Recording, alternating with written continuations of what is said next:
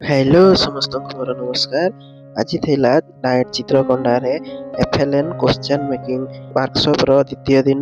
तो चलंतु आज आमे देखिबा आज कोन कोन सब होउछि। वर्कशॉप रो प्रथम दिन अर्थात गतकाली समस्त पार्टिसिपेंट माननको विभिन्न दल रे भाग करी मोर आरपी सर एवं मैडम माने हमकु विभिन्न श्रेणी रो दक्षता अनुसार प्रश्नपत्र तैयारी करिया पई कार्य दिया जाइथिला।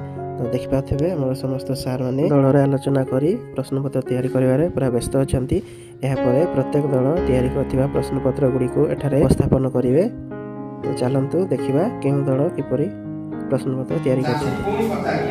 ऋण देलु पत्नी कहिला हां एबे चासी कहिला लगा सहस्रपति भिडिले श्री श्री नरपति। सहस्रपतिर रहस्य हला नड़ार बलिता को जालिबा स्तंभ मिलन स्तंभ रे स्तंभ मिलन करी दी अंक विशिष्ट संख्या को पिला की पर चिन्हिबे आ तापर कोन करथि ना संख्या दी अंक विशिष्ट संख्या रो जोगफल केमति पिला जोगफल करिवे।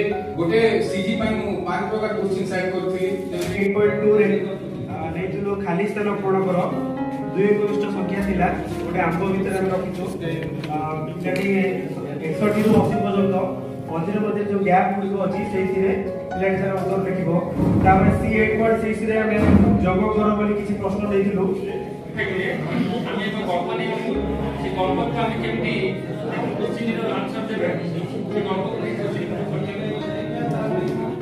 तो मात्र जोडी शब्द जोडी ओ दुनिरो आरंभ शब्द को गोल करेबी जेतरे ओ का जोडी नूतन शब्द गठन करिवे गोरा